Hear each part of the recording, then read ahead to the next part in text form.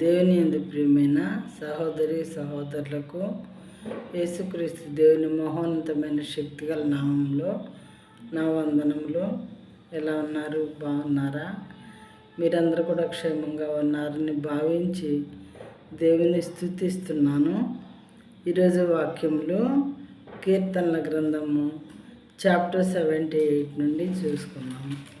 కీర్తనల గ్రంథము చాప్టర్ 78 ఆసాపు గారు రాసినటువంటి కీర్తన ఇది. అయితే మొదటిగా వర్సెస్ 18 and 19 చూద్దాము. They tested God in their heart by demanding the food they craved. They spoke against God saying, can God spread a table in the wilderness?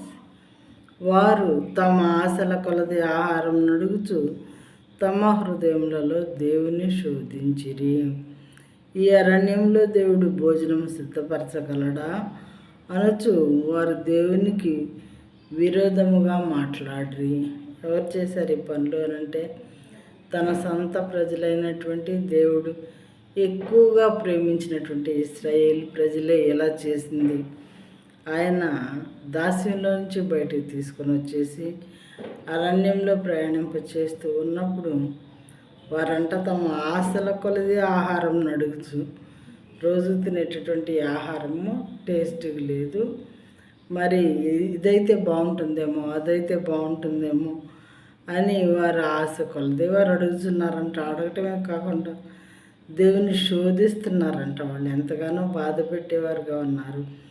ఈ అరణ్యంలో దేవుడు భోజనమును సిద్ధపరచగలడా అనే అనుమానం కూడా వ్యక్తపరిచారంట. వారు దేవునికి విరోధముగా మాట్లాడి ఆయన శక్తి యుక్తులు తెలిసి కూడా మరి ఫరో రాజు దగ్గర నుంచి వీళ్ళను విడిపించడానికి బోల్డని వండర్స్ లేదా మిరకిల్స్ చేయించారు మోషేను ఉపయోగించి. దేవుడు మోషే అహరోనులు కలిసి చేసినప్పుడు వీళ్ళు కళ్ళారా చూసారు అవన్నీ కూడా. ఇంత చేసి కూడా అరణ్యంలో ప్రయాణిస్తూ ఉన్నప్పుడంట దేవునికి వ్యతిరేకమైనటువంటి మాటలు మాట్లాడుతూ ఉన్నారంట.